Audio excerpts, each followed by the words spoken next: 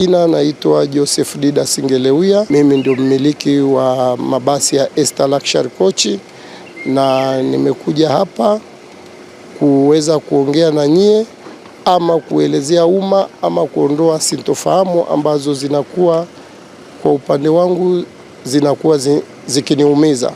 Kwa hiyo naomba nisome hii taarifa rasmi kwa umma.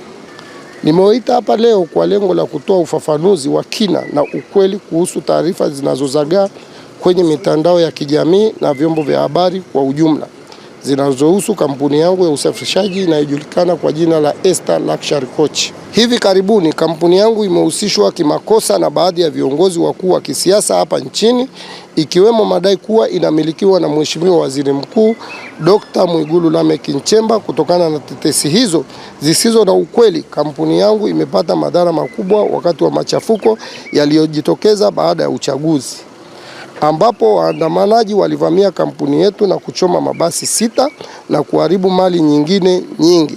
Napenda kuwajulisha waandishi wa habari na Watanzania wote kwamba Esta Luxury Coach ni mali yangu na familia yangu, bila kuhusishwa na kiongozi yoyote wa kisiasa au mtu mwingine yoyote nje ya familia yangu. Kampuni hii ilisajiliwa tarehe 12 Septemba 2024 ikiwa na wanahisa wawili tu, ambao ni mimi Joseph Didas Ngeleuya. Mwanahisa wa pili ni mke wangu Neema Peter Thomas, ambaye ni Mtanzania. Nyaraka zote zinazothibitisha taarifa hizi, ikiwemo vyeti vya kuzaliwa, cheti cha ndoa, vitambulisho vya NIDA pamoja na nyaraka za usajili wa kampuni zinazopatikana katika mamlaka husika za serikali, zikiwemo RITA, NIDA na BRELA. Na mtu yoyote mwenye uhitaji wa kujiridhisha anaweza kuzitafuta taasisi hizi.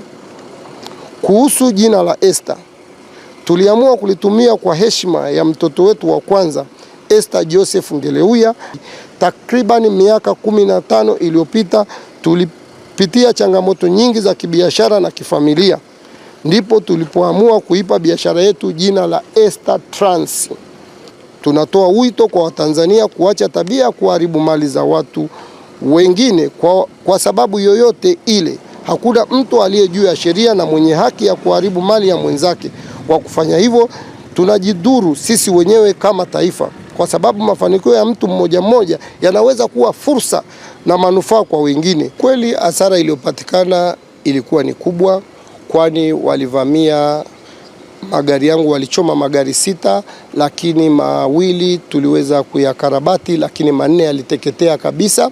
Lakini vile vile waliweza kuchoma ofisi ambayo ilikuwa ina vyombo vya kikazi, lakini vile vile waliweza kuvamia na kukuta fedha ambazo zilizokuwepo pale, waliweza kuzichukua. Lakini kwa rafli ambayo tuliweza kuipiga, tulikuta ni hasara kama ya shilingi bilioni 2 na milioni 100.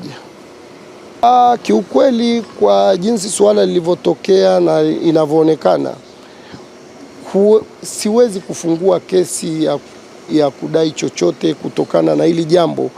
Kiukweli lilisikitisha, na sio mimi mwenyewe tu nilikuwa mwathirika, wako wengine walioathirika, lakini jambo hili ni kwa nchi yetu tumeliona kama la mara ya kwanza. Kwa hiyo siwezi kusema naenda kudai fidia, na mdai nani.